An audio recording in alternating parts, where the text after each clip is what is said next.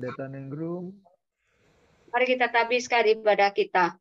Pertolongan kita yaitu nama Allah yang telah menjadikan langit dan bumi, yang melihat kesetiaannya sampai selama-lamanya, dan yang tidak meninggalkan perbuatan tangannya. Kasih karunia dan damai sejahtera dari Allah Bapa dan Tuhan Yesus Kristus dan dari Roh Kudus. Amin. Pembacaan kita pada malam hari ini terambil dari Mazmur 144 ayat 5 sampai ayatnya ke-8 yang berbunyi demikian dengan perikop nyanyian syukur Raja. Ya Tuhan, tekupkanlah langitmu dan turunlah. Sentuhlah gunung-gunung sehingga berasap. Lontarkanlah kilat-kilat dan seratkanlah mereka. Lepaskanlah panah-panahmu sehingga mereka kacau. Ulurkanlah tanganmu dari tempat tinggi. Bebaskanlah aku dan lepaskanlah aku dari banjir, dari tangan orang-orang asing, yang mulutnya mengucapkan tipu, dan yang tangan kanannya adalah tangan kanan dusta. Demikian jauh punya firman Tuhan, yang disebut bahagia ialah kita yang mendengar, terlebih melakukannya dalam kehidupan kita hari lepas hari. Haleluya. Haleluya.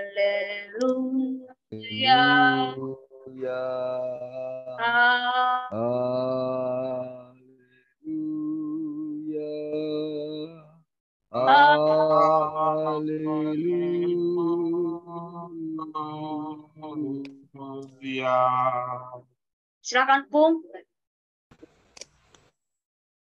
Terima kasih Pendeta Ningrum. Shalom, Amanginang. Selamat malam. Selamat bertemu kembali. Dengan topik Tuhan menekukkan langitnya, kita akan mendiskusikan dan merefleksikan dari Mazmur 144, khususnya yang ayat kelima. Ya Tuhan, tekukkanlah langitmu dan turunlah, sentuhlah gunung-gunung sehingga berasap.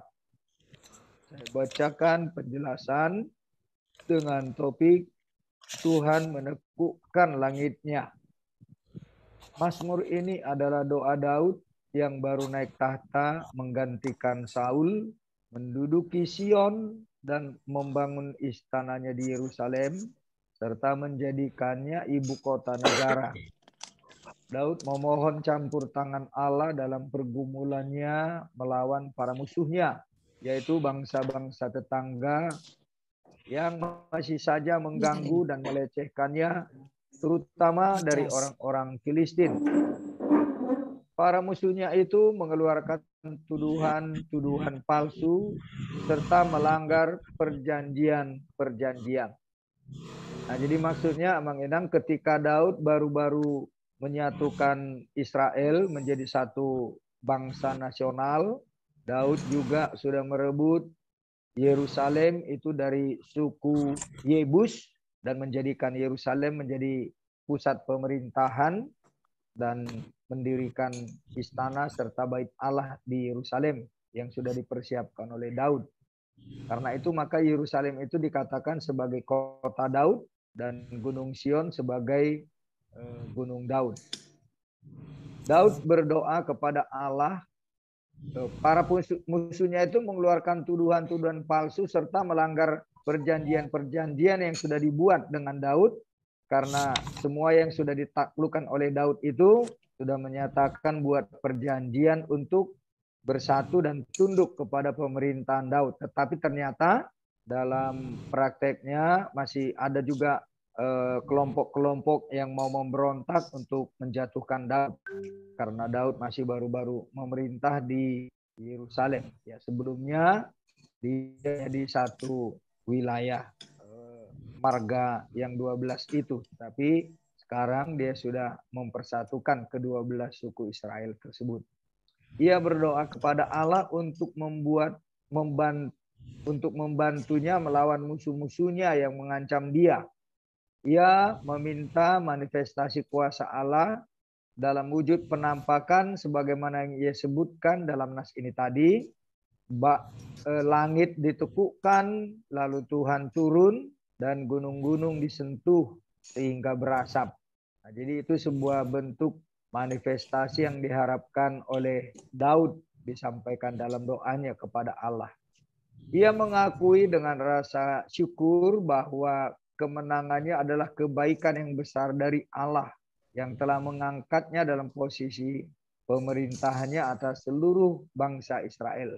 Nah, karena itu dia mengakui bahwa kemenangannya mengalahkan semua musuh-musuh dan menduduki Yerusalem itu diakuinya sebagai kebesaran kuasa Tuhan, bukan karena pasukan perangnya yang jago. Dalam keyakinan seperti itulah ia bersuka cita akan kemenangannya atas mereka. Ia juga berdoa bagi kemakmuran rakyatnya, kerajaannya, bangsa Israel, dan menghibur dirinya dengan pengharapan-pengharapan akan kesejahteraan bangsanya Israel. Allah telah melatih Daud untuk mengandalkan Tuhan saja dalam pertempuran dan pada setiap masa krisis. Daud senantiasa percaya akan Allah bagi peperangan dan banyak bahaya yang masih harus dihadapinya. Nah, jadi karena Daud masih baru-baru menduduki tahtanya, ya masih ada juga kelompok-kelompok yang coba untuk tidak mau menyatu, tetapi melakukan sikap defense atau pertahanan diri, bahkan ada sikap mau coba memberontak dari Daud. Keberhasilan Daud melawan musuh-musuhnya dan kelepasan yang dialaminya semata-mata merupakan kekuasaan Tuhan yang telah turun dengan menekukkan langitnya. Nah, jadi digambarkannya bahwa kemenangannya atas suku-suku bangsa yang sudah ditaklukkannya untuk menduduki Yerusalem, dia katakan dan itu doanya supaya Tuhan menekukkan langit dan turun dari langit. Nah, jadi dia sungguh membuat itu menggambarkannya seperti kuasa Allah yang turun dari langit untuk menaklukkan musuh-musuhnya. Dan sentuhan tangan Tuhan atas gunung-gunung permasalahannya. Jadi dia gambarkan bahwa permasalahan itu seperti gunung-gunung yang begitu besar dan kuat, tetapi dengan sentuhan tangan Tuhan sehingga menimbulkan asap kemuliaan Tuhan. Nah, artinya persoalannya yang begitu banyak, begitu besar dan sulit, berat, tetapi oleh karena sentuhan tangan Tuhan, dari situ akan muncul urapan dan asap kemuliaan Tuhan, seperti orang Israel meyakini kalau membakar korban, asapnya itu langsung lurus ke langit. Begitulah dianggapnya asap kemuliaan Allah setelah bisa bangsa-bangsa itu ditundukkan dan Allah sendiri yang sudah menundukkannya itu. Demikianlah teofani atau penampakan Allah yang turun dari sorga menjadi manusia di dalam Yesus Kristus. Nah, jadi apa yang dikatakan Daud dalam doanya ini supaya Allah menekukkan langitnya dan turun. Nah, jadi itulah yang sudah terjadi dalam Tuhan Yesus ya. Jadi sepertinya langit itu ditekukkan sampai ke bumi dan Tuhan datang dalam diri Tuhan Yesus Kristus. Dia turun dari sorga menjadi manusia untuk menyelamatkan dunia ini. Di dalam dan oleh Tuhan Yesus, kita telah diselamatkan dari musuh-musuh kita, diselamatkan Allah, yakni iblis dan bahaya kematian atau maut yang senantiasa mengintai kita. Nah, jadi artinya Bang Enang, dengan kedatangan Yesus yang menekukkan langit turun ke bumi dan menyentuh masalah-masalah yang begitu besar dalam kemanusiaan kita yang tidak tertanggungkan itu, Tuhan sudah memberikan kepada kita kemenangan dan kita juga sudah diurapi dengan kuasa rohnya. Jadi apa yang menakutkan bagi kita, kematian itu pun sudah ditaklukkan oleh Tuhan Yesus dengan kebangkitannya. Dialah yang diurapi Kristus dan juru selamat yang memimpin kita dalam peperangan rohani kita. Nah, karena itu yang digambarkan, diceritakan Daud dalam syair Mazmurnya ini dengan bahasa sastra yang begitu indah, makna yang lebih utama bagi kita adalah kenyataan bahwa Yesus sudah turun dari langit, dari sorga menjadi manusia dan menjamah persoalan-persoalan kehidupan manusia ini, sehingga bagi orang yang percaya tidak ada lagi malapetaka, tidak ada lagi hukuman, tetapi sudah hanya keselamatan yang dari Tuhan. Ya, dialah yang memimpin kita dalam peperangan rohani kita. Nah, karena itu sepanjang kita hidup, peperangan rohani kita itu sudah dimenangkan oleh Tuhan Yesus yang telah disalibkan itu. Kemudian oleh Roh Kudus, sentuhan tangannya dan gunung-gunung permasalahan kita yang paling menakutkan dan menyeramkan sekalipun, justru telah menimbulkan asap kemuliaan Allah. Nah, jadi dengan pergumulan hidup yang besar, dosa-dosa yang begitu menyesak dan mengancam akan membinasakan, tetapi karena Allah sudah menekukkan langit dan turun ke dunia ini, ya Yesuslah yang sudah menyelamatkan kita. Karena itu ikutlah Yesus. Ya, sebagai renungan, setelah baptisan di dalam Roh Kudus, kita memerlukan kekuatan dan kasih karunia Allah dalam perang rohani. Nah, jadi sepanjang kita hidup, ada digambarkan perang rohani yang kita harus menang, jangan dikalahkan lagi, yakni dengan kuasa Roh Kudus dan oleh baptisan kita. Untuk terus mengalami keselamatan di dalam Yesus Kristus. Ya, sebagai bahan diskusi untuk kita diskusikan, ada beberapa pertanyaan pengantar Manginang, supaya refleksi kita juga nanti bisa lebih meluas dan mendalam. Yang pertama, bagaimanakah Daud berdoa dalam peperangan menghadapi para musuhnya? Apakah campur tangan Tuhan Allah yang ia mohonkan di dalam doanya Mazmur ini tadi? Yang kedua, apakah yang diperlukan oleh orang percaya dalam menghadapi musuh-musuhnya?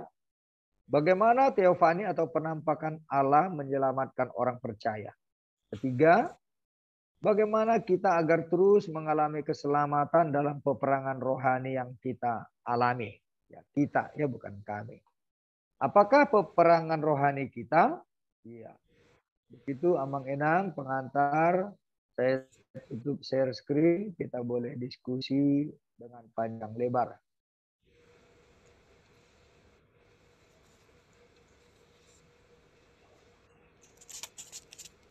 Ya, silakan. Biasanya juga jatahnya udah Robert ini setiap memulai.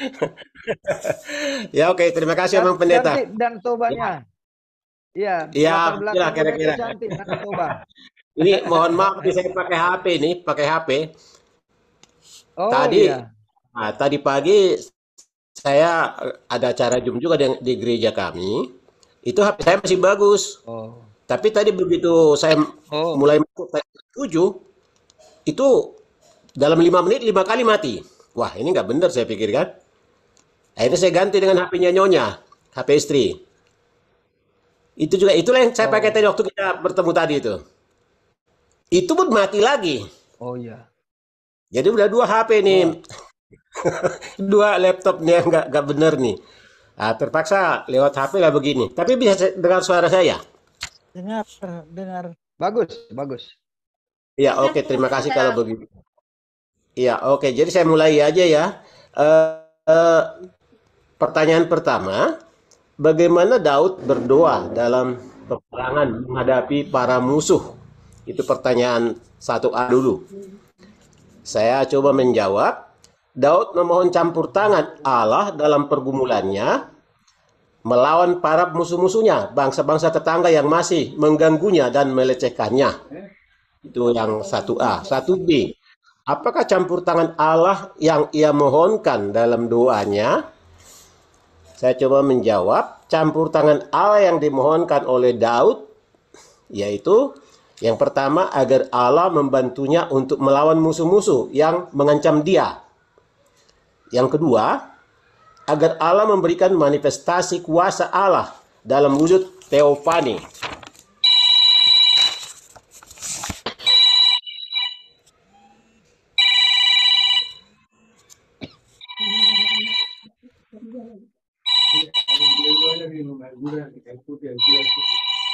Iya, oke. Maaf nih ada gangguan. Ya udah dimatikan masih itu. Telepon.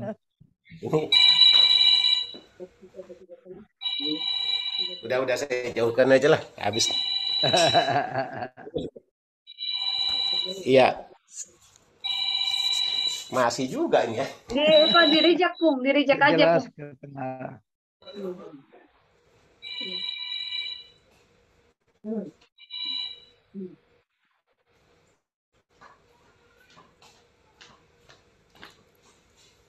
Ya, mohon maaf ada gangguan. Tadi manifestasi yaitu langit ditekukkan. Tuhan turun dan gunung-gunung disentuh hingga berasap. Tadi sudah dijelaskan Abang Pendeta tentang manifestasi ini ya, dengan hadirnya Tuhan Yesus ke dunia. Itu yang nomor 1A dan 1B. Kemudian 2A, apakah yang diperlukan oleh orang percaya dalam menghadapi musuh-musuhnya? Saya coba menjawab. Yang diperlukan oleh orang percaya dalam menghadapi musuh-musuhnya adalah campur tangan Allah untuk menolong orang percaya dalam menghadapi musuh-musuhnya. Jadi orang percaya memohonkan campur tangan Allah dalam menghadapi musuh-musuhnya. Yang bagian B, bagaimana teofani Allah menyelamatkan orang percaya? Saya coba menjawab. Firman Allah datang atau keluar dari Allah. Itu bisa kita baca dalam Yohanes 8 ayat 42. Kemudian turun ke bumi, inkarnasi menjadi manusia, manusia sejati dan Allah sejati, melalui perawan Bunda Maria. Itu kita bisa baca dalam Lukas 1 ayat 31 sampai 35.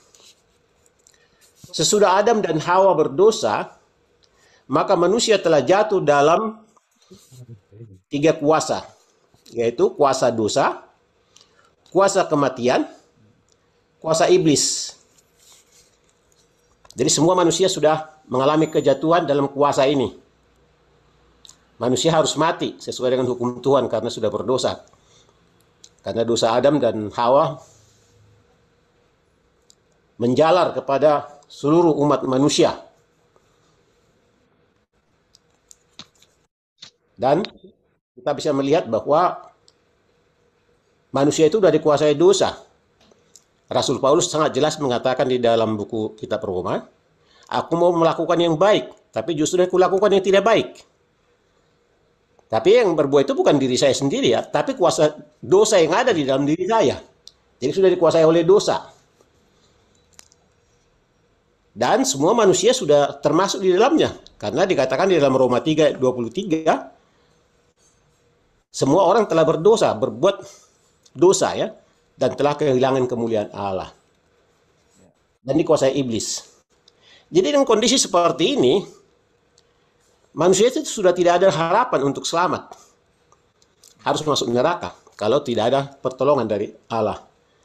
Tetapi Allah berinisiatif mengutus Sang Firman tadi itu, inkarnasi menjadi manusia, manusia sejati, tetapi Allah sejati, untuk menyelamatkan umat manusia itu. Jadi Sang Firman yang telah inkarnasi menjadi manusia itu menyelamatkan manusia melalui kematiannya di kayu salib. Satu-satunya yang dapat membebaskan manusia dari kuasa dosa adalah orang yang tidak berdosa. Dan satu-satunya yang tidak berdosa itu hanya Tuhan Yesus. Tuhan Yesus telah berkorban sebagai anak domba Allah di kayu salib sampai mati. Maka utang dosa kita sesuai dengan tuntutan hukum Taurat telah terbayarkan. Surat utang dosa kita telah dipakukan di kayu salib. Tuhan Yesus melalui kebangkitannya pada hari ketiga telah mengalahkan kuasa kematian dan kuasa iblis. Kematian tidak dapat menahan Tuhan Yesus di dalam kuburan. Karena pada hari ketiga hidup kembali, bangkit kembali. Demikian juga iblis yang ada di alam maut tidak berhasil mencengkeram Tuhan Yesus dalam alam maut itu. Iblis dikalahkan, kematian dikalahkan melalui kebangkitan Tuhan Yesus pada hari yang ketiga.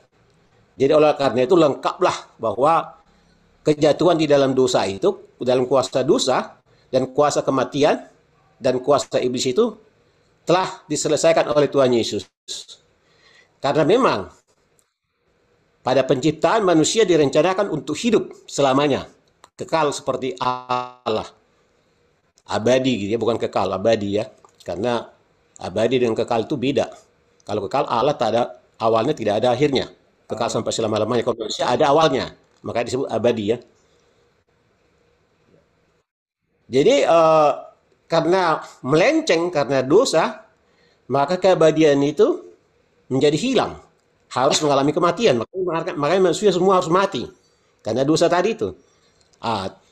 Itulah yang diselamatkan oleh Tuhan Yesus. Agar kita tidak mati selamanya. Memang manusia harus mati. Tetapi tidak mati selamanya ya. Seperti mati kematian yang kedua di neraka. Maka manusia telah dibebaskan dari kuasa dosa, kuasa kematian, dan kuasa iblis melalui kematian dan kebangkitan Tuhan Yesus. Maka barang siapa yang sungguh-sungguh percaya kepada Tuhan Yesus akan diselamatkan. Begitulah teofani itu menyelamatkan umat manusia. Kemudian dalam pertanyaan selanjutnya, bagaimana kita agar terus mengalami keselamatan dalam peperangan rohani? Saya coba menjawab. Kita mengalami keselamatan di dalam peperangan rohani, kita terus mengalami keselamatan.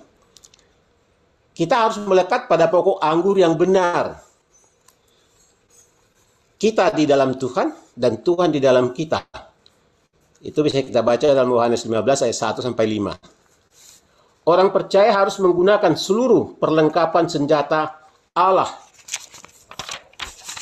dalam peperangan rohani, yaitu berikat pinggangkan kebenaran, berbaju sirahkan keadilan, berkasutkan kerelaan memberitakan Injil damai sejahtera, menggunakan perisai iman, menggunakan ketopong keselamatan, menggunakan pedang roh yaitu firman Allah. Ini bisa kita baca dari Efesus 6 ayat 14 sampai 17. Itu dengan seperti itu kita akan mengalami keselamatan ya. Kemudian pertanyaan 3B. Apakah peperangan rohani kita? Peperangan rohani kita adalah melawan penguasa dunia yang gelap, yaitu iblis. Penguasa kerajaan angkasa. Itu disebut ular tua atau naga besar. Yang sekarang sedang bekerja di antara orang-orang durhaka. Itu kita baca dalam Efesus 2 ayat 2 ya. Itu yang pertama. Kemudian melawan roh-roh jahat di langit. Jadi di samping tadi ada iblis, itu Satan, ular naga, ular tua. Ada juga roh-roh jahat. Siapa itu roh-roh jahat? Roh-roh jahat adalah mantan malaikat surga yang berhasil dipengaruhi iblis. Dan dengan ekornya menyeret sepertiga malaikat dari surga itu. Jadi dibuang ke bumi. Itulah yang menjadi roh-roh jahat itu. Jadi kalau iblis sendiri satu, sering disebut Lucifer, Satan, ular tua, naga besar. Kalau roh-roh jahat, yaitu pasukannya tadi yang diseretnya itu, dengan ekornya bisa terseret sepertiga malaikat dari surga. Ini kita bisa baca dalam Wahyu 12 ayat 3 sampai 4 dan ayat 9. Jadi itulah musuh kita. Iblis dan pasukannya, roh-roh jahat. Nah, mungkin itu aja bisa saya sampaikan. Terima kasih. Baik, terima kasih udah. Hanya beberapa orang ini. Semua kita memberikan respon kita, Mang Inam.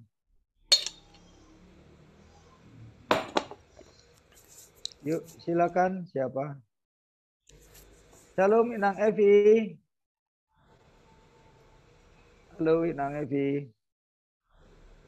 Masih mute, suaranya belum. Malam, Mama. Yuk. Nah, hujan tadi, Mama. Iya, hujan ya. Hujan di Medan. Iya, di sini juga tadi hujan. Dari apa? Dari Setiabudi. Apa? Oh. Iya, iya. Yuk, Amang Ramli silakan, Amang. Ini Inang Pince lagi merenung, saya lihat itu Hamasi. Baru ngintip dia, baru ngintip.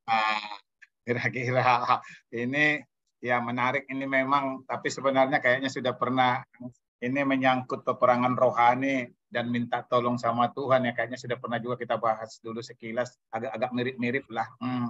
Tapi memang harus kita akui, setiap saat memang di hadapan kita ada aja perang rohani itu. Bahkan di depan mata bisa macam-macam lah. Bisa pergumulan keluarga, masalah ekonomi, dan lain-lain. Bahkan orang-orang paling dekat sama kita itu menjadi musuh rohani kita juga kan. Bukan hanya di rumah tangga barangkali, di organisasi bisa juga, termasuk di gereja, di permargaun, di perkarejoan, dan di mana-mana. Sama sajalah masalah itu muncul, dan kadang-kadang itu membuat kita tertekan.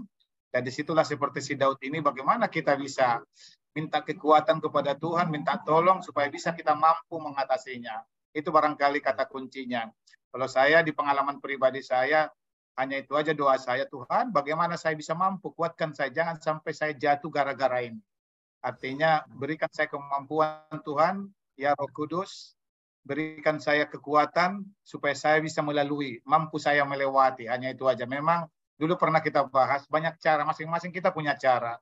Ada orang seperti Daud tadi mungkin berlutut dia mohon kepada Tuhan dalam doanya, sampai-sampai pun tak lihat lagi kiri kanan, saking asiknya berdoa ya, bisa saja menunggu jawaban datang dari Tuhan. Ada lagu di bahasa Indonesia populer itu, orang yang menantikan Tuhan kan dikuatkan, seperti burung apa, Raja Wali ya, mereka lari tak henti dan mereka jalan tak apa ya, mereka lari tak henti, mereka jalan tak lelah gitu ya. Tak lelah. Dan mereka sampai tiba waktunya, dia akan menanti menunggu sampai tiba waktunya. Apa kita kadang lupa, ketidaksabaran kita memaksa kita bertindak, kadang-kadang tindakan kita itu justru menimbulkan dosa lain, akibat lain. Padahal Tuhan menginginkan kita berdiam, berlutut, menunggu waktu jawaban Tuhan sampai tiba waktunya Tuhan menjawab doa kita. Itu barangkali ketidaksabaran kita, isi salah satu ya, bagaimana. Tapi yang seperti pernah saya bilang, ada juga orang kalau ada masalah seperti itu, terkepung seperti Daud, dia malah memuji Tuhan, menyanyi atau baca Alkitab. Saya sudah pernah bilang, saya sangat terkesan dengan buku indeks kita nomor 487 itu, Tunghalak Namar Gogo si Partangyangi. Apalagi yang ayat 2, ayat 2-nya ya. Nang hira-hira mogap di bais si taunoni, alai marsinggang doi mana managam Tuhane. Dungjup petikina sumurut arsaki, tarapul marohana di bait Tuhan nai. Wah itu hebat banget itu. Artinya saya kadang-kadang sangat dikuatkan dengan apa nyanyian. Kadang-kadang saya suka menyanyikan itu di dalam kondisi tertentu. Jadi belum dijauh, belum kemarin di semuanya nomor 4 walu itu masalah maturina. Ayo bonto per dijauh. Nah dong do persoalanmu di kantor, do persoalanmu dia, ayo bonte. Artinya tanda-tanda itu ciri-ciri. Ayo biar marilah kita berdoa. Nah, aku ingat tuh termertangiang do pikir. Jadi awal tuh marindi kan, indino pikir itu. Jadi memang itu dua lagu itu kesukaan saya. Satu lagi orang yang menantikan Tuhan, akan dikuatkan. Seumpama burung Raja Wali ya, mereka lari tak henti dan mereka jalan tak lelah ya. Jadi memang dia berlutut lah sampai tiba waktunya Tuhan jawab doaku, kira-kira gitu. Itu memang satu kekuatan bagi kita barangkali supaya kita bisa mampu melampaui. Kadang-kadang tekanan itu sangat besar, kadang-kadang di luar alam pikiran kita sehingga kita stres, bahkan bisa menimbil, bisa menjadi salah jalan gara-gara beratnya persoalan. Sebagaimana saya bilang, masing-masing kita punya salib sendiri ya. Ada persoalan orang, persoalan rumah tangga, ada persoalan ekonomi, ada persoalan anak, keluarga, istri, persoalan saudara, Eda, Lae, Simatua, dan lain-lain. Macam-macam lah, atasan, macam-macam. Tidak sama semuanya. Dan justru karena tidak sama itu, bagaimana mengatasinya pun berbeda-beda. Tetapi satu kata kunci, tetaplah berserah kepada Tuhan. Apakah melalui doa, melalui nyanyi pujian, melalui dengar firman Tuhan, melalui persekutuan seperti kita ini sekarang, penelan Alkitab. Saya kira kita masing-masing dikasih Tuhan lah hikmat mana yang terbaik untuk kita dalam rangka mengatasi masalah kita. Sebagaimana si Daud, dia meminta tanda dari Tuhan, biar gunung langit ditekukan dan sebagainya. Gunung berasap, bisa saja gunung meletus kayak gunung berapi, keluar asapnya kan, itu tandanya juga, percaya aja dia kan itu. Jadi kadang-kadang, jadi tidak sama semua orang, berbeda-beda. Cara kita pun meminta tanda, meminta kekuatan pasti berbeda-beda. Nah, tidak sama semua. Artinya tidak bisa kita bikin ukuran orang kepada kita. Ini kadang-kadang yang salah, kita paksakan jawaban seperti ini. Karena banyak orang bersaksi seolah-olah itu yang benar. Tidak. Masing-masing kita diberi Tuhan kok hikmat supaya bahwa kita sudah didengar Tuhan jawaban doa kita. Jadi kalau kita sedikit sensitif PK, pasti kita tahu bahwa itulah jawaban Tuhan. Betul. Dan itu pengalaman kita pribadi-pribadi lepas pribadi lah. Dan ini memang menarik biar kita bisa menguatkan iman kita ya. Karena apapun Tuhan pasti jawab dengan jawaban yang berbeda orang demi orang. Dan kata kuncinya, kalau saya tadi sampai ayat 2487 itu, seiring dengan waktu akan selesai juga. Itu aja kata kuncinya. Dungduk pak petikina sumurut arsaki tarapul marohana di bait Tuhan naik. Oh enak banget itu ya. Artinya ternyata seiring dengan waktu, tuntasnya persoalan. Tidak seberat apa yang kita pikirkan pada saat ini. Nah, seiring dengan, cuma persoalannya, tidak sabar kita menunggu waktu itu masalahnya. Kita pengen instan, pengen cepat tuntas saat ini. Pengen hasil yang instan, yang cepat. Tidak mau kita menunggu jawaban Tuhan. Di situ barangkali, termasuk saya ya, tidak hanya semua orang, termasuk saya barangkali. Adalah tipologi yang mau cepat-cepat jawaban. Dan ini memang kelemahan saya, terus terang aja, saya harus akui itu. Jadi memang kita belajar dari mungkin pengalaman teman bisa menjadi pelajaran kepada kita. Jadi masing-masing orang punya kesaksian bagaimana dia kuatkan Tuhan. Ada juga orang bersaksi dengan berdoa bertelut dia, ternyata dia bisa mampu. Wah, saya salut juga ya. Tapi ada juga teman saya, dia serius baca Alkitab sampai selesai beberapa buku dalam persoalannya. Aku udah baca sekian buku kitab lain. Wah, puji Tuhan, aku bilang. Aku belum tamat, aku bilang aja kayak gitu kan. Itu artinya kadang-kadang punya ini loh, punya masing-masing punya cara gitu ya. Tuhan menunjukkan masing-masing cara untuk kita. Jadi memang itulah di peperangan rohani itu ada saja cara Tuhan menolong kita. Tidak terbatas hanya satu cara. Banyak cara sesuai dengan apa yang kita butuhkan. Itu aja kata kuncinya barangkali dari saya. Mungkin bisa tambah kadongan. Mau lihat ya? Tambah kadongan, Mak. Baik, terima kasih Amang Ramli. Memang kita begitu rindu dengan responnya Amang ini. Baik, silakan yang berikut. Inang Pintua Pinca. Silakan Inang. Sudah tetangganya. Lanjut Inang Pinca, silakan. Ini Mute, suaranya belum kedengaran. saya nggak ada. Oke. Saya hanya menambah sedikit aja. Cuman saya perhatikan Daud Suaranya ini belum ini. sudah. Oh iya. Jelas. Oh iya. Salam. Sudah, Mang? Sudah dengar suara saya? Cukup jelas. Kedengaran. Oh iya. Ya, terima kasih. Memang Daud ini sangat terkenal dan dia juga menjadi inspirasi juga bagi saya yang begitu banyaknya pergumulannya, banyaknya peristiwa yang dialaminya dari mulai dia sebelum diangkat menjadi raja dan banyak juga dia harus melakukan perlawanan ya.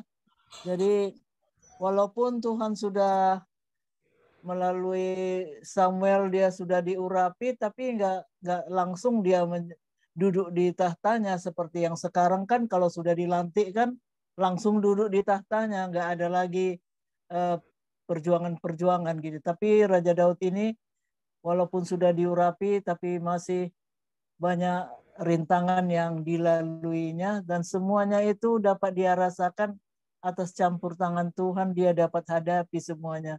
Sehingga dia saya lihat sepertinya kesayangan Tuhan gitu. Sehingga dia bebas seperti di ayat 6 ini saya lihat, lontarkanlah kilat-kilat dan serahkanlah mereka. Dia seolah-olah keinginan dia itu dia ungkapkan kepada Tuhan, padahal sebenarnya Tuhan mempunyai cara tertentu untuk melakukan tindakan untuk membela kita, untuk menolong kita kan begitu. Nggak perlu kita uraikan semuanya. Jadi sini sampai dibilang lontarkanlah kilat-kilat dan serahkanlah mereka. Berarti dia sudah sangat mengharap sekali saya ditumpas itu semua musuhnya. Kemudian lepaskanlah panah-panahmu sehingga mereka kacau. Saya kira saya sendiri belum pernah berdoa seperti ini supaya kacau yang lawan saya itu supaya begini. Tapi semuanya itu kita serahkan kepada Tuhan karena Tuhan yang lebih mengetahui apa yang patut untuk dilakukannya untuk menolong kita begitu. Jadi ucapan nyanyian syukur Raja Daud ini memang sangat mendetail sekali sampai isi hatinya yang tidak pantas pun dinyatakannya kepada Tuhan pun diungkapkannya seperti itu. Jadi memang seperti itulah kalau kita memang sudah merasakan bagaimana campur tangan Tuhan di dalam kehidupan kita. Kita tidak menjadi ragu-ragu lagi dan seolah-olah Tuhan itu sudah menjadi ya nggak ada apa lagi begitu, sudah seperti sahabat kita lah begitu, seperti Tuhan Yesus katakan kan bahwa dia juga sahabat kita. Jadi memang seperti itulah. Jadi bebas dia mengatakan apa yang mau disampaikannya seperti itu. Nah, jadi Raja Daud ini satu sosok atau pribadi yang sangat banyak memberikan kesaksiannya, baik kesaksian di dalam dia mengalami kelemahan, mengalami kekuatan, mengalami kemenangan, dan sebagainya. Jadi seperti itulah juga dengan kehidupan kita, bahwa sebenarnya orang Kristen perlu banyak membaca Alkitab, banyak membaca sejarah supaya mengerti bahwa hidup ini seperti apa. Sehingga kalau orang Kristen yang gak pernah baca Alkitab memang beda dia cara untuk mengungkapkan, cara untuk mengartikan kehidupan ini dengan orang yang sudah belajar ataupun sudah banyak membaca sejarah ataupun peristiwa-peristiwa yang ada di Alkitab. Jadi seperti peristiwa bangsa Israel dan sebagainya itu sering saya katakan supaya dikuasai semuanya sehingga kehidupan ini kita mengerti. Kita mengenal siapa kita mengenal siapa Tuhan kita itu. Jadi pada saat kita berdoa pun memohon kepada Tuhan, kita tidak selalu langsung 100% mengharap Tuhan menjawab doa kita itu seturut dengan kehendak kita. Jadi kita dapat menerimanya, dapat dengan sabar menantikan pertolongannya. Jadi kalau orang yang tidak tahu sejarah ataupun kisah-kisah daripada tokoh-tokoh yang ada di Alkitab, pasti dia akan tidak kuat untuk menghadapi hidup ini. Nah, jadi saya kira ini perlu juga kita tanamkan, perlu kita sarankan kepada setiap orang Kristen. Paling sedikit sejarah bangsa Israel itu harus tahu luar kepala. Jadi tidak saja hanya menghafal artinya beberapa ayat yang penting dalam kita, tapi sejarah itu. Sehingga kita mengenal bagaimana Tuhan itu di dalam memelihara hidup kita. Bagaimana tindakan-tindakan yang dilakukannya untuk kepada kita. Kadang-kadang tindakan itu sangat berat sekali, sangat pahit sekali. Karena kita juga akan selalu harus diuji. Tidak selalu kita lantas begitu saja dengan sukacita, dengan syukur dan berterima kasih. Tapi dalam keadaan yang manis, yang pahit pun kita harus tetap bersyukur kepada Tuhan. Jadi apa yang dilakukan oleh Raja Daud di sini, yang juga dilakukan oleh orang-orang percaya sekarang ini adalah dalam menghadapi musuh-musuh. Ya, musuh-musuh kita itu kalau sekarang ini kan jarang kita mempunyai musuh, kecuali musuh kita adalah roh-roh jahat ya. Jadi kita sudah tidak berperang, tapi kita nggak tahu bagaimana. Jadi dalam yang kita perlukan dalam setiap langkah kita menghadapi musuh apapun itu, kita selalu memohon campur tangan Tuhan.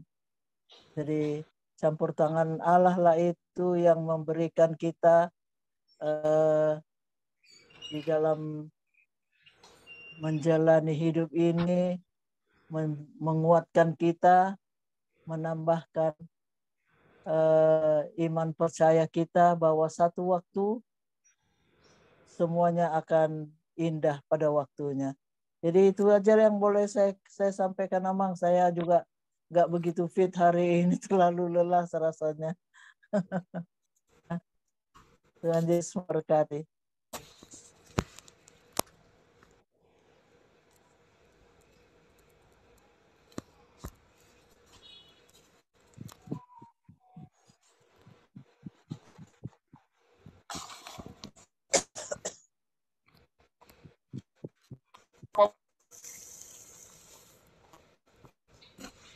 Masih mute, Abang Pendeta masih mute. Abang Pendeta masih mute. Iya. Inang Linda. Masih mute, Inang Linda masih mute. Inang Linda masih mute. Nanti capek Abang Inang dengar suara saya.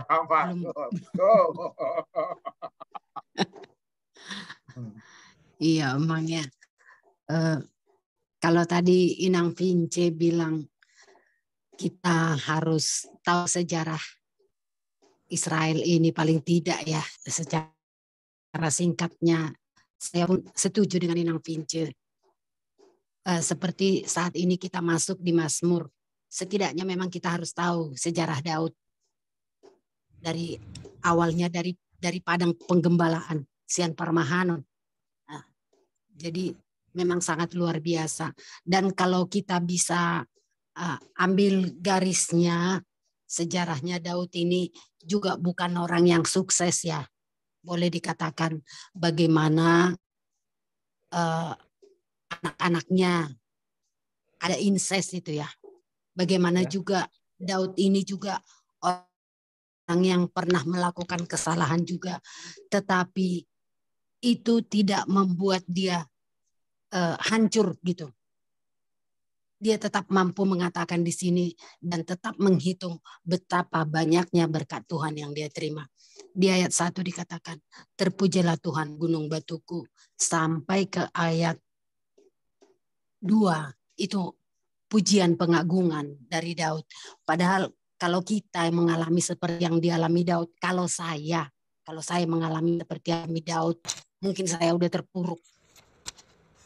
Tetapi Daud tidak. Jadi kita belajar dari sini. Sebagaimanapun kemanusiaan kita, terpuruknya, hancurnya, anak-anak segala macam, belajarlah dari Daud. Tetap ada pujian, pengagungan. Dan selanjutnya nanti di Mazmur selanjutnya itu sudah haleluya ya, halel ya.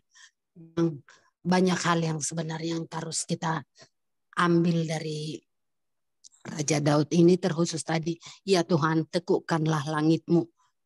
Ini doa keberanian kalau menurut saya ya. Sudah percakapan dengan sahabatnya sendiri. Menyuruh Allah menekukkan langitmu. Itu hal yang luar biasa menurut saya. Bagaimana Daud ini sampai berani mengatakan seperti itu karena dia memang sudah mengenal, sudah tahu bahwa semua keberhasilan, semua yang dilaluinya itu tetap dia bersama dengan Allahnya. Jadi keyakinan seperti itulah yang harusnya ada pada diriku gitu. Apapun yang kualami, masalah dengan anak-anak, masalah rumah tangga, masalah apapun, seharusnya aku harus bisa mengatakan terpujilah Tuhan gunung batuku. Dan permintaan seperti Daud pun harus berani sebenarnya saya ungkapkan. Ya Tuhan, tekukkanlah langitmu dan turunlah, sentuhlah gunung-gunung sehingga berasap. Ini luar biasa ya, keberanian Daud. Itu saya rasa lahir dari pengalaman dengan Allah. Jadi dari pengalaman kita pun harus berani mengatakan pengagungan dan permohonan kepada Allah kita. Seperti dikatakan tadi di pertanyaan ketiga ya, apa ya, peperangan rohani. Saya rasa menurut saya tiap hari pun saya berperang. Berperang dengan keinginan saya, dengan amarah saya, dengan emosi saya, itu kan sebenarnya peperangan juga tiap hari. Jadi kalau kita masih mengikuti emosi kita, masih mengikuti selera kita sana sono-sono, lebih baik di luar sana daripada membaca satu ayat. Itu pun saya rasa peperangan, berjuang. Seperti saya baru-baru ini ya, saya ungkapkan ke suami, saya pengen punya Alkitab yang edisi terbaru gitu ya, dibelikan. Nah, itu pun saya kan harus berjuang, berperang juga, mengatur waktu saya agar saya bisa membaca itu ulang. Karena ini edisi terbaru, promonya dari Amang Robert Siagian. Jadi saya pun tertantang gitu loh membaca ulang. Itu pun saya rasa peperangan. Jadi kalau kita tidak berperang di dalam kehidupan kita ini setiap hari, nyaman dengan segala yang disediakan dunia ini, dengan zonnya nyaman yang membawa kita lurus masuk neraka, itu juga artinya kita tidak berperang. Jadi saya rasa tiap hari ada peperangan, tiap hari ada peperangan. Berjuang menaklukkan ego kita, berjuang memenangkan anak-anak kita, berjuang untuk menghidupi firman Tuhan. Kalau saya berpikiran seperti Mang Enang, kalau saya membaca menghidupi firman Tuhan ini, saya merasakan saya sudah di rumah Tuhan gitu Mang Enangnya. Tapi nggak tahu kalau pengalaman Mang Enang. Jadi kalau saya diganggu memang naik juga emosi. Jadi menurut saya tiap hari kita berperang. Mari kita menangkan peperangan kita masing-masing. Tuhan Yesus memberkati. Ima Joamang. Jadi mau lihat buat Amang Robert Siagian yang selalu mengatakan lebih mudah dipahami Alkitab baru. Jadi dibelikan lah Mang. Oh ya, begitu Nang ya. Dari ya. RAI di Medan. Ya, dan memang benar kan, banyak hal-hal di situ yang karena dulu kan Alkitab kita ini kan diterjemahkan oleh orang asing itu kan ke dalam bahasa Melayu. Iya kan? Bahasa Melayu itu kan memang akarnya bahasa Indonesia. Tapi kan itu sudah banyak permasalahan-permasalahan di dalamnya yang kita memang udah aneh-aneh mendengarnya kan. Itu sudah beberapa kali, ini kedua kali.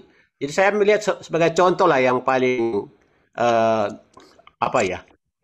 yang saya bilang beruntung ya kita membaca dengan terjemahan baru ini. Misalnya di dalam Yohanes 1 ayat 1. Mulanya kalau dulu kan zaman lama kan, pada mulanya adalah firman. Firman itu bersama-sama dengan Allah dan firman itu adalah Allah. Itu bahasa yang lama dulu. Tetapi bahasa yang baru sekarang, pada mulanya sudah ada firman. Ini sangat tegas sekali, itu sama dengan bahasa aslinya. Karena dalam bahasa aslinya itu disebutkan en arche, en hologos, kai hologos, en proston, theon, kai theos, en hotheos. Jadi en arche itu berarti dari kekalan itu sudah ada firman itu. Kalau dengan yang lama itu pada mulanya adalah firman. Itu nggak jelas. Nggak jelas. Tapi dengan terjemahan baru ini menjadi sangat jelas bahwa firman itu tidak ada permulaannya. Dia dari kekekalan sudah ada. Pada mulanya sudah ada firman. Itu sangat tegas sekali. Jadi sangat menolong kita untuk memahami. Ini termasuk bagian yang sulit-sulit nih kan, satu ya satu kan. Nah, dengan terjemahan yang baru ini kita tertolong. Oh iya benar, memang sejak kekekalan sudah ada firman itu. Di mana firman itu? Bersama-sama dengan Allah kan. Di dalam diri Allah. Jadi waktu saya katakan bahwa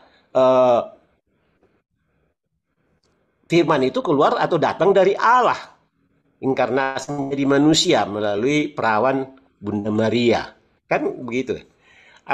Terus juga tadi yang Inang katakan itu bahwa Daud itu begitu hebatnya dengan Allah. Jadi sebetulnya itu tidak hanya melambangkan kedekatannya Daud dengan Allah, tapi itu nubuatan. Itu nubuatan itu. Menakutkan langit itu tadi kan, nubuatan itu. Karena disitulah artinya kan kehadiran firman Allah ya ke dunia dengan ditekukkan langit itu. Terus juga ada gunung-gunung berasap tadi kan.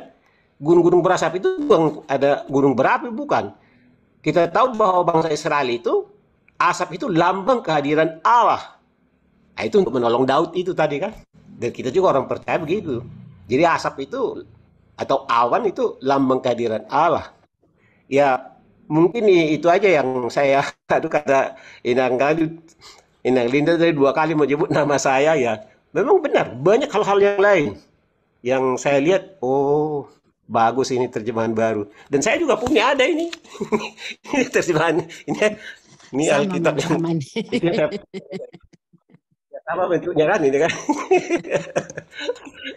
Ya, oke, saya kembalikan ke host. Maaf nih saya langsung serobot aja karena 2 kali nama saya disebut.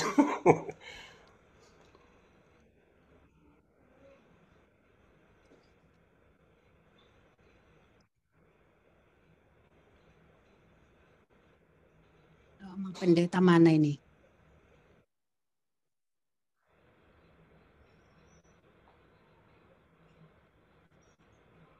Cek sound. Oh, baru masuk. Bisa didengar suara saya? Kedengaran. Bisa. Oke, Bang. Oke. Ini saya ada 2 device, jadi handphone ini suka tertendang ini saya sinyalnya nggak bagus.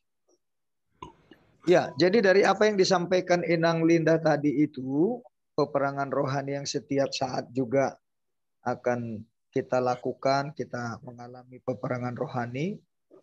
Ya, seperti renungan yang 2 hari yang lalu ya, yang saya buat judulnya memutilasi penyebab dosa itu. Yang Yesus katakan kalau matamu membuat engkau berdosa, cungkil, tanganmu buat dosa,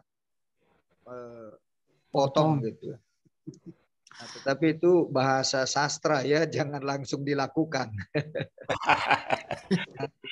Betapa dosa itu menyebabkan kematian dan kebinasaan. Tetapi supaya jangan sampai kepada kebinasaan, ya kalau dibuat perbandingan ya lebih baik secara fisik kita cacat daripada utuh ke neraka.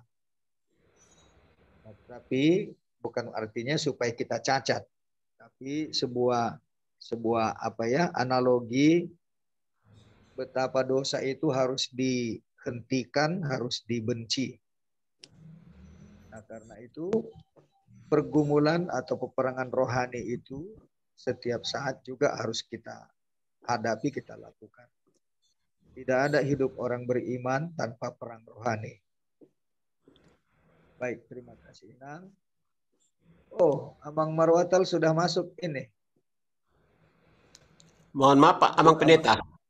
Mohon maaf Abang Pendeta, saya potong sedikit ya. Boleh? Ya. Nah, jadi memang betul yang dikatakan Abang Pendeta itu bahwa kita harus mengalami peperangan rohani dalam kehidupan kita, siapapun kita, bagaimanapun hebatnya iman kita. Tetap kita mengalami itu betul ya. Dan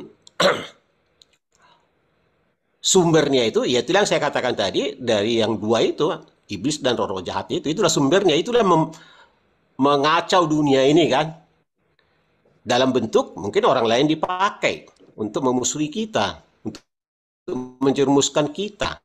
Jadi tetap sumbernya dari luar. Dan itulah merupakan bukti dari Vince bahwa iblis belum pensiun. Aduh. Dan nggak pernah pensiun. Iya kan itu. Iblis nggak pernah pensiun. Harus dibikin SK-nya itu. Nggak ada SK pensiunnya iblis. Iya. Itu kan pekerjaan iblis semua itu kan. Dan roh Iya, jahat betul. kan. Kalau Betul, itu tidak betul. ada, itu tidak mungkin kita hadapi setiap hari dalam kehidupan kita. Tidak ada perang rohani kalau tidak ada itu yang menimbulkan itu. Dia yang memakai orang kan untuk mengaco dunia ini kan. Termasuk mengaco si Rocky Gerung kan. Oke, gerung lagi. Nah, iblis itu. Iya, betul. Kasihan ya keluarganya. Iblis Nah, bertanduk keluarganya 10 itu. itu. Rocky Gerung. Iblis Yuk, bertanduk 10. Inang Evi, silakan. Amang Marwatal aja dulu, Amang. Bang Warahmatul baru masuk. Baru Oh, masuk iya. berarti Oh. mungkin setelah Inang Evi lah. Amang Amang Washington Sagala. ini tutup kamera. Masih on kah mengikuti, mendengar? Sebenarnya tadi kan udah semua sih intinya dari bilang dari mulai Amang Robert, saya masih sempat mendengar dari Amang Ramli, Inang Pince, Inang Linda. Memang saya hanya ambil aja emangnya kalau Mazmur ini memang menjadi kitab idola ini bagi kita kalau saya rasa dalam kehidupan kita. Karena maknanya itu benar-benar ini menyatu gitu. Kenapa saya bilang gitu? Setiap ada permasalahan, setiap apa itu jawaban itu memang ada dalam Mazmur. Baik seperti kata Amang Ramli tadi, kita punya peperangan rohani, baik ketika kita sukacita, jadi ya dari awal sampai Mazmur 1 sampai 150 lah, itu benar-benar kita melihat. Jadi gitu juga pada saat hari ini, itu dimulai dari ini juga kan nyanyian syukur raja katanya di situ. Dan saya apakan dari ayat 3 itu, ya Tuhan, apakah manusia itu sehingga engkau memperhatikannya, dan anak manusia sehingga engkau memperhitungkannya. Itulah keistimewaan kita. Apakah manusia itu sehingga engkau Jadi begitu Daud mengidolakan Tuhan, dia bilang katakan gunung batuku, Tuhan adalah gembalaku, sehingga dia tidak pernah takut. Jadi dia itu diwariskan, keinginan kita sekarang maunya itu benar-benar kita wariskan gitu. Sehingga bagaimana seperti pertanyaan nomor 3, bagaimana kita agar terus mengalami keselamatan dalam peperangan rohani. Yang kita memang harus mengimaninya. Kalau kita tidak mengimaninya, ya kita tidak akan mengalami keselamatan itu. Seperti tadi juga yang Amang Robert bilang, gitu ya, ada kias dari firman Tuhan, peperangan rohani dari ayat Efesus itu. Inang Linda juga bilang mengalami peperangan rohani setiap hari. Jadi dari Mazmur ini juga kita mendapat jawaban. Ketika kita mampu, ya memang kita mengalami keselamatan. Tapi ketika kita nggak mampu, mengalami peperangan rohani kita itulah kita menjadi down. Kembalilah kita kehidupan yang lama, hidup yang tidak yakin lagi akan kuasa Tuhan. Kita tidak percaya, sehingga waktu kita bukan waktunya Tuhan lagi kita buat.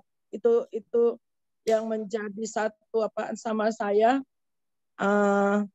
Dan di sini kembali yang seperti bagaimana pertanyaan yang kedua, bagaimana teofani penampakan Allah menyelamatkan orang percaya. Itu yang dijelaskan tadi dengan Amang Robert. Ya memang kalau kita juga, ini semuanya karena iman ya Amangnya. Kalau tidak karena iman, kita tidak akan ngerti bagaimana penampakan itu, bagaimana Allah menyelamatkan, penampakan Allah menyelamatkan orang percaya itu melalui Yesus Kristus, semuanya karena iman. Jadi bagaimana iman itu sebagai orang percaya itu tadi kita yang memang kita membaca firman Tuhan, bukan sekedar hanya membaca firman Tuhan, bagaimana sejarahnya, kita merenungkannya, dan kita melakukannya. Itu berusaha untuk bertumbuh di dalam itu, gitu aja yang bagi saya memang. Tapi memang Daud ini memang idola lah. Bisakah kita seperti Daud? Itu sekarang yang menjadi apanya, sehingga kita mengerti akan suara Tuhan ketika kita kesusahan, kita bernyanyi, apakah Tuhan mendengar suara kita. Kalau Daud kan yakin benar dia, apa yang dikatakannya Tuhan pasti dengar gitu. Makanya dia suka-suka dia bilang, Tuhan ini ya, dia yakin Tuhan itu memang mengiyakan dia gitu. Tuhan itu memperhatikan dia. Tapi kalau kita ada pergumulan, kadang-kala kan kita mau juga berpikir, apakah Tuhan saat ini memperhatikan aku di dalam pergumulanku gitu.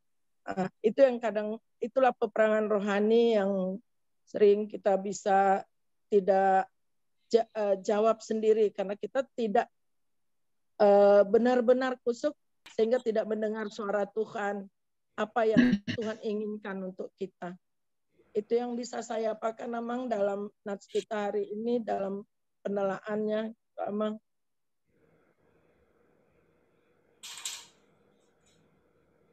Tidak bisa nyambung ini Amang Apa, Mak? Suaranya? Sudah bisa, Amang. Oh ya. Ya, selamat malam, Mamang Inang. Baru terlambat masuk karena baru sampai di rumah ini. Jadi saya coba berusaha untuk ikut. Ya, selamat malam, Mang. Ya. Saya sering tertarik dengan pertanyaan yang nomor 3. Peperangan rohani yang kita alami itu sebagai orang percaya bisa dikategorikan dari internal kita sebagai orang percaya atau dari luar diri kita. Kalau dari luar diri kita bisa lebih fight untuk melawan dalam tanda petik untuk mengalahkan peperangan rohani ini. Karena resikonya kan tidak ada berdampak kepada diri kita. Artinya berbagai macam kategori yang kita alami yang bersumber dari luar diri kita sebagai orang percaya.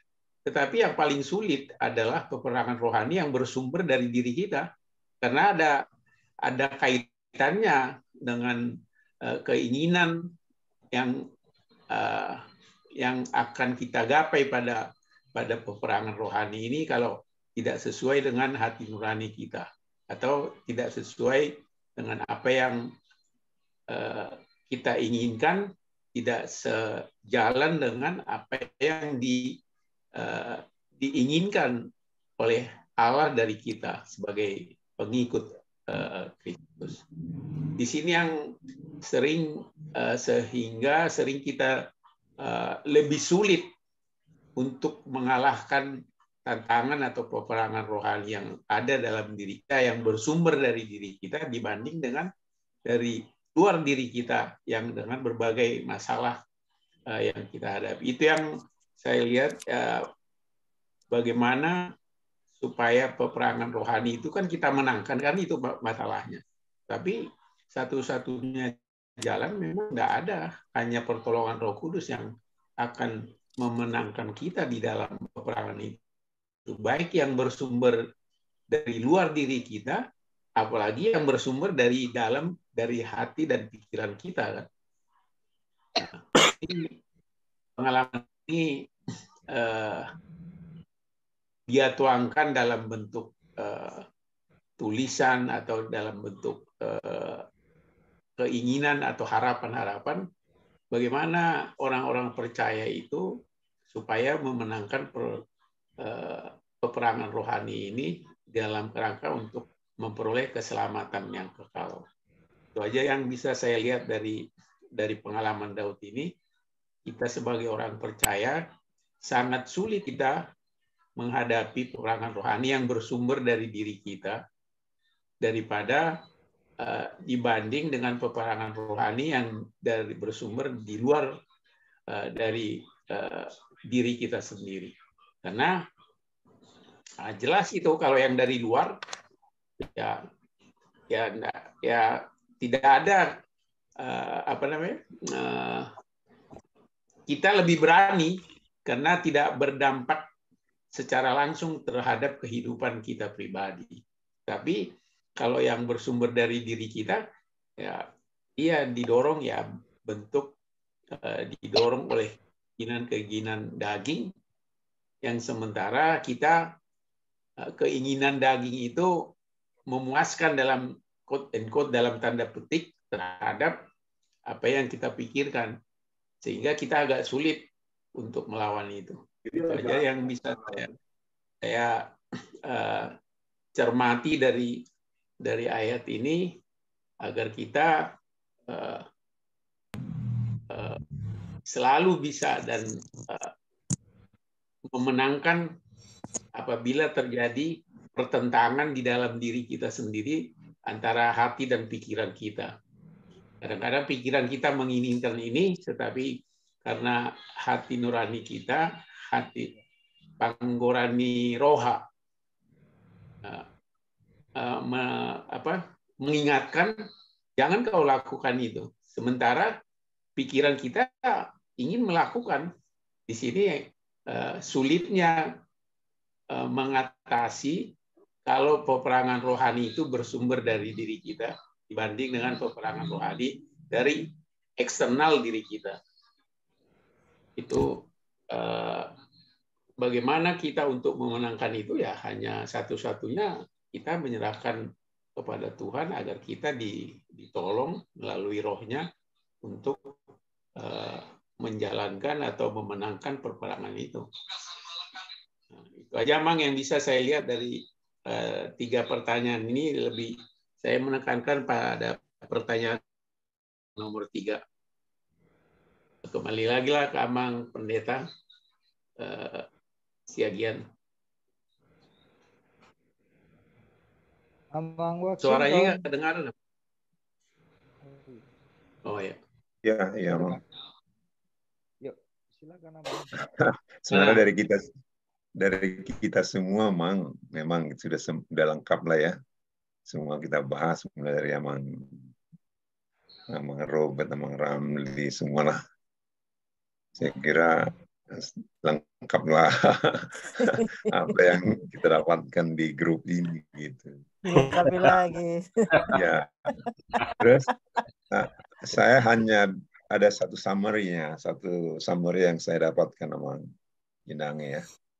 Kalau saya baca Mazmur ini, satu pihak bahwa Tuhan telah menyiapkan semuanya sempurna buat kita gitu ya. Kalau kita baca puji-pujiannya bahwa semua alam ini memuji Dia, kita dalam suasana yang betul-betul nggak ada kekurangan satupun. Dalam keadaan apapun kita tertolong. Dalam kesulitan apapun kita pokoknya bebas lah, udah anak Tuhan lah kita yang nggak ada kurangnya gitu. Tapi pas masuk ke ayat ini, kita melihat Daud itu dalam suasana yang sangat mengerikan gitu ya, menekuk gunung gitu ya, sehingga suasananya terbalik gitu. Yang tadi kita rasakan bahwa dengan baca Mazmur kita memuji-muji Tuhan dengan segala kasih-Nya, dengan segala penyiapannya terhadap kita di alam semesta ini gitu. Gak ada yang kurang, gak ada sudah tersedia. Tapi begitu baca ini, bagaimana Daud berseru itu, suatu peperangan yang sangat menyeramkan gitu ya, guru begini. Dan memang itulah gambaran kehidupan kita dari yang telah Amang Inang kemukakan, persoalan-persoalan kehidupan kita itu. Nah, di sini kita jadi hancur lebur tadi, bagaimana Allah Tuhan itu begitu penuhnya melengkapi kita. Tidak ada kekurangan tak satu pun. Semua kita baca Mazmur itu harinya begitu. Bahwa udahlah pokoknya sangat itu. Tapi begitu kita baca ini, masuklah kita ke daerah tadi, pertempuran tadi itu. Masuklah kita ke masalah emosi, masalah ini, semuanya yang satu-satu kita detailkan, kita kalah gitu. Jadi seolah-olah Daud ini adalah semacam kebenaran bahwa segala sesuatu yang musuh dia adalah si iblis tadi itu. Pokoknya di luar si Daud, musuh-musuhnya dihancurkan gitu loh. Tahap seperti apakah Daud itu kan? Apakah dia memang sumber kebenaran itu? Ternyata dia jatuh ke dalam dosa juga, tapi dia harus menang gitu. Seolah-olah bahwa apa yang dimusuhi Daud adalah ketidakbenaran, bahwa apa yang dimusuhinya dia itu atau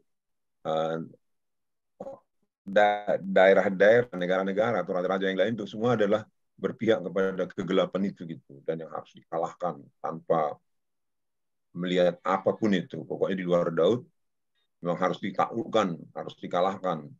Ya memang sepertilah kemungkinan itu alternatifnya, bahwa memang di luar Allah itu sendiri adalah memang suatu musuh gitu ya, musuh, satu hal yang ditaklukkan. Saya kira ini dari dua summary ini yang saya lihat kalau saya baca Mazmur itu, ada satu pihak yang kita di dalam itu nggak ada kekurangannya, satu pihak lain kita lihat ada pengganggu-pengganggu tadi, roh-roh di udara atau apalah semua itu, masalah betul-betul tantangan yang berat dalam yang kita hidup, kita bertempur terus seperti kata Inang tadi, nggak pernah kita bisa berhenti berperang itu, bertempur itu, dan kita harus di dalam ketentraman, dalam ketenangan, bahwa kita lupakan itu semua yang di luar-luar itu, kita masuk ke dalam suasana berkat yang diberikan Tuhan. Kadang saya bermeditasi, saya rasakan semua damai yang ada di dalam Mazmur itu, bahwa kita semua sebenarnya sudah lengkap sempurna diberi, tinggal kita nggak mau mengakui yang di luar itu, supaya kita senantiasa ada di dalam kebenaran atau di dalam kasih Tuhan itu. Saya kira itu memang itulah tadi pertempuran itu yang tak habis-habisnya kita bahas, kita apa, tapi sebenarnya kita anggap tidak ada, dan kita terus masuk ke dalam suasana yang di dalam meditasi kita rasakan semua keindahan, berkat, kelimpahan, semua yang betul-betul sangat Tuhan telah siapkan kepada kita itu. Saya kira itu memang dari dua kesimpulan itu saja yang saya rasakan dalam baca seluruh Mazmur ini. Itulah Mang. Terima kasih atas semua tadi yang Amang Inang berikan tadi. Saya dapat tangkap semua. Ya itulah kesimpulan saya. Mau lihat Amang Inang.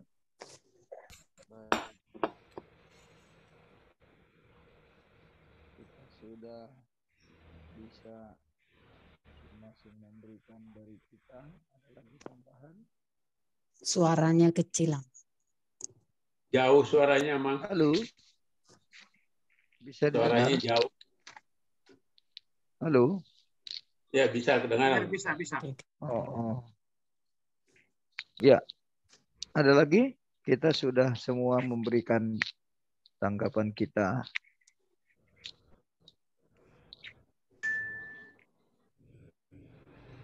Ya, dari topik ini memang kita diajak oleh dalam pengalamannya dengan orang-orang yang menyusahkan dan yang mengkhianati. Tapi di akhirnya ini dia katakan di ayat 15 itu ya, berbahagialah bangsa yang demikian keadaannya. Berbahagialah bangsa yang Allahnya ialah Tuhan. Jadi ini jelas dia berhadapan dengan ilah-ilah bangsa-bangsa asing yang selalu mengandalkan. Ya, kedengaran lagi emang suaranya. Dunia. Jauh, suaranya jauh. Halo. Sudah Suaranya enggak jauh, Mang. kedengaran. Nggak dengar. Jauh. Atau karena Sound, pakai sound. wireless. Ya. Cek sound. Ini bisa? Jauh, Ya. jauh. Nggak dengar juga. Enggak, kedengaran tapi jauh suaranya. Mungkin wireless-nya kali. Volumenya coba dinaikkan, Amang. Sound. Cek sound. Ini udah maksimal ini. Cek sound. Bisa buat. Cek. Ya. Cek sound. Ya, Bagus ini ya. baru, ini Oke, kuat, Mang, ini oke. kuat. Ini sudah. Ini aja, Mang. Mikrofonnya harus dekat, Iya. Bang. Ini Jadi kuat. harus persis lengket ke Iya. mulut ini.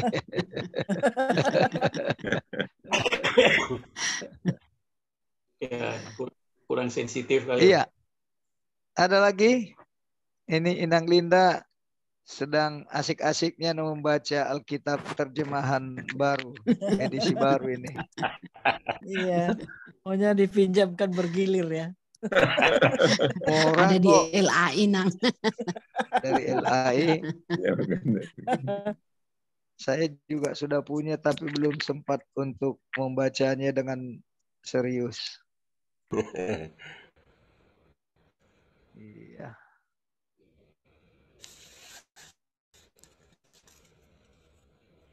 Kopinya Ya, hari kopinya belum ada. Halo? Kopinya belum ada ya, Mang? Amang Resiagian, Robert Siagian. Saya kurang tahu kalau soft copy. Saya kebetulan Makanya. waktu itu jalan-jalan tuh ke Gunung Mulia ya, BPK ya. Terus ditawarin tuh. Wah, memang ini yang saya cari, saya bilang. KAI mengeluarkan soft copy cepat. Ini tumben ya. Mungkin menunggu waktu aja lah. Sepertinya Iya, Saya Belum PDF-nya Pegal ada Kitab ini. Indonesia di Jalan Salem. ada memang saya. Menarik itu.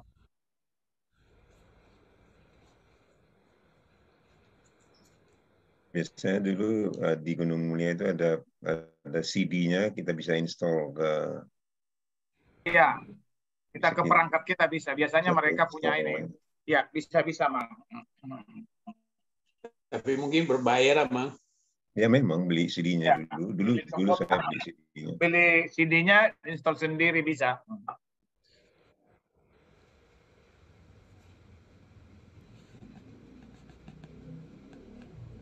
Pendeta keluarga.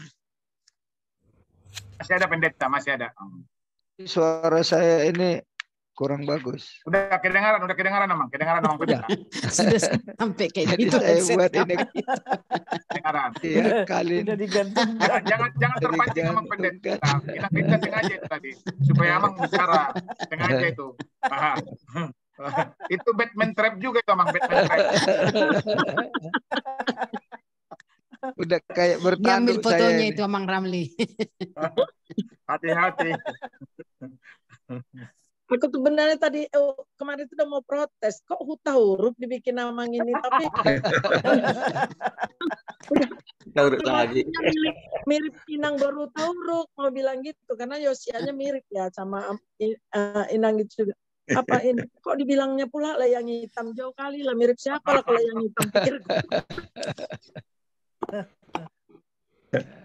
Hati-hati datang ketuaan itu. Makanya perlu sering-sering kopi darat Inang LP. Jadi Itu biar sudah. saling kenal. Itu Seringan sudah. kopi darat pun Amang. Dan pas di Keseringan jalan darat, kopi darat. Kalau Inang Evi itu keseringan kopi darat. Oh, ya. sering ya. Keseringan ya. Soalnya semua dicatat FB. Kalau Inang Evi bukan hanya kopi darat, kopi danau, kopi laut, kopi Semuanya ya. udara. Yang penting happy itu aja Amang. Happy. Happy terus. Main TikTok aja terus Inang Evi. Setiap hari pasti ada 2 produksinya. Kan Inang besok Amang hari Minggu rata-rata nggak Iya. diganti lagi bajunya kan. Lama lo ganti baju kan. Marti tuh maju lo kan. Tung saya Marti Iya. telur ganti baju. Ngamar dandan kan tayang. Tapi memang jadi apa ya? Jadi kreatif atau Hiburan. santai apa rekreasi ya dengan TikTok itu. Pada Holso. Iya, Mang. Habis kan sendiri, Mang. Kalau Amang yang di rumah ini kan yang gitu-gituan nggak ini ya, kita main sendiri aja. Itu namanya pasangan, Nang. Saling melengkapi. Kalau Saling diarahkan mengisi. gini aja pun udah mandau kan. Jadi nggak usah lah diarahkan kamera. Kalau kami di rumah sekarang tambah peraturan baru. Kalau makan bersama di restoran hanya HP Bapak yang boleh, yang lain harus mati katanya. Supaya jangan asik. Kalau Inang Evi kayak film India, jangan ketemu HP Bapak yang tangga. boleh, yang lain nggak boleh gitu. Kalau tangga mau ke lantai loteng gitu ya, pasti main TikTok. Oh itu ya.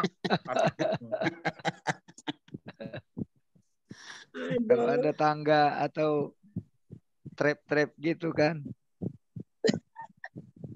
Oke, Amang Enang. Masih ada lagi? Cukup, Amang. Bentar Iya, lagi saya... TikTok di Pontianak minggu depan, Amang. Oh ya, minggu depan. Sekalian pesan papan bunga dari kita ya. Ya. Iya, Mang. Digantikan papan apa bunga. aja, Mang? Uang aja. Iya. Enak. Oke, baik Amang Enang. Jadi dari bacaan dan diskusi kita ini, bagaimana intisari dari Mazmur Daud ini, sebenarnya itulah yang sudah representasi dari Allah yang menekukkan langitnya itu, yang sudah turun di dalam diri Tuhan Yesus, dan segala gunung-gunung permasalahan yang dikatakan berasap itu menjadi kemuliaan bagi Tuhan. Nah, jadi apa yang sudah dialami dan disaksikan oleh Daud di dalam pengalamannya bersama dengan Tuhan, pergumulan berhadapan dengan bangsa-bangsa musuh-musuh yang membenci dia, justru menjadi kemuliaan bagi Tuhan karena dia selalu menyampaikan itu dan menyerahkannya kepada Tuhan, dan campur tangan Tuhan lah yang membuat persoalan yang begitu besar, berat, gunung-gunung permasalahan itu menjadi berasap yang asap kemuliaan Tuhan begitu. Kita juga di dalam Tuhan Yesus, segala masalah kita itu bisa menjadi kemuliaan bagi Tuhan. Karena Yesus yang sudah mengubahkan mengubahkan kutuk menjadi berkat. Yang harusnya kita terkutuk oleh karena dosa, tetapi sudah menjadi menerima keselamatan dan hidup kekal. Itulah yang Yesus sudah lakukan. Wujud dari Allah yang menekukkan langit turun ke bumi, menyentuh masalah-masalah kemanusiaan kita. Oke, baik Amang Inang. Pendeta Ningrum, ada sesuatu yang boleh disampaikan? Tidak pun. Tidak pun. Ya, oke. Salam ya buat Amang Boru, buat Bapak ya. Iya pun. Mari Amang Inang kita berdoa. Kami mengucap syukur ya Bapak atas kesempatan yang baik kami boleh bersama-sama mendiskusikan firman Tuhan. Kami sudah belajar dari pergumulan Daud terhadap berbagai persoalan yang dihadapi di tengah-tengah bangsa-bangsa yang menjadi musuh, yang mencoba menjatuhkan dia. Tetapi dengan berseru kepada Tuhan dan berserah kepadamu, semua gunung-gunung permasalahannya itu mendatangkan kemuliaan bagi Tuhan, dan kau turun ke tengah-tengah pergumulan setiap orang yang berseru kepadamu. Kami bersyukur karena Engkau juga sudah memberikan Tuhan Yesus menjadi juru selamat kami. Dia yang turun dari sorga dan mengatasi setiap permasalahan kami. Bapa, kami bersyukur juga untuk boleh kembali dalam Zoom ini dalam sukacita. Kami akan beristirahat malam ini. Tuhanlah yang menjagai dan menyertai kami. Besok juga Tuhan kiranya berikan kesehatan, sukacita untuk kami melanjutkan persekutuan kami dalam pengenalan Alkitab dan juga doa syafaat. Inilah doa permohonan kami Bapa. Kami serahkan kepadamu hanya dalam nama Tuhan Yesus. Dengarkanlah kami juga dalam doa yang telah Engkau ajarkan kepada kami. Kita bersama mengucapkan doa Bapa kami. Bapa kami yang di sorga, Dikuduskanlah namamu, datanglah datanglah kerajaanmu, kerajaanmu, jadilah jadilah kehendakmu di bumi seperti di sorga. Berikanlah kami pada hari ini makanan kami yang secukupnya, dan ampunilah kami akan kesalahan kami, seperti kami juga telah mengampuni orang yang bersalah kepada kami. Dan janganlah membawa kami ke dalam pencobaan, tapi lepaskanlah kami daripada yang jahat. Karena Engkau yang punya kerajaan dan kuasa dan kemuliaan sampai selama-lamanya. Anugerah Tuhan kita Yesus Kristus, kasih setia Allah Bapa, dan persekutuan Roh Kudus kiranya menyertai dan memberkati kita hari ini hingga kekal selama-lamanya. Amin. Kita nyanyikan. Amin. Amin.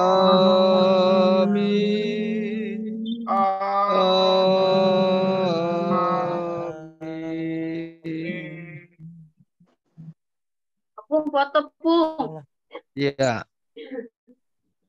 Pung Ramli foto, jangan lupa. Oh, foto sudah banyak fotonya, tapi nggak apa-apa lah. Foto lagi lah terakhir. Oh iya Kak.